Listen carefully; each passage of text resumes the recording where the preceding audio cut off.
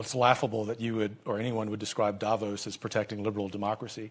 It's equally, standing up for it. It's equally laughable to use the word dictatorship at Davos and aim that at President Trump. In fact, I think that's absurd. But I'm going to step aside from that constructive criticism and instead answer your question. Yep. And I'm going to be substantive here. President Trump, if he's the next president, for that matter, I think whoever the next conservative president, is going to take on the power of the elites, which I mentioned earlier. But the thing that I want to drive home here, the very reason that I'm here at Davos, is to explain to many people in this room and who are watching, with all due respect, nothing personal, but that you're part of the problem.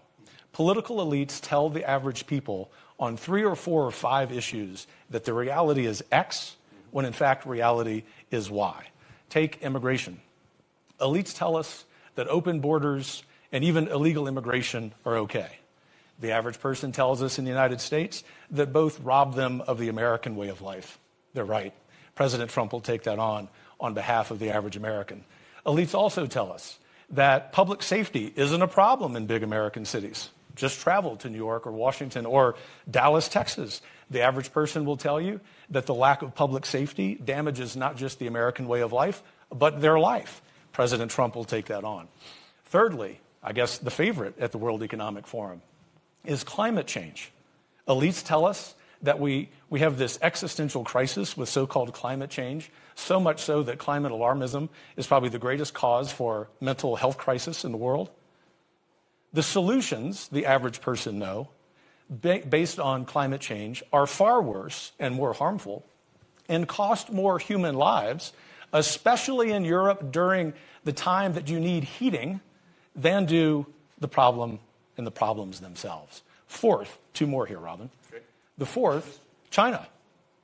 The number one adversary, not just to the United States, but to free people on planet Earth. Not only do we at Davos not say that, we give the Chinese Communist Party a platform. Count on President Trump ending that nonsense. And fifth, as we sit here, another supranational organization, the World Health Organization, is discussing foisting gender ideology upon the global South.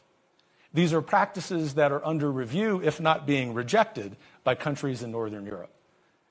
The new president, especially if it's President Trump, will, as you like to say, trust the science. He will understand the basic biological reality of manhood and womanhood. And do you know why?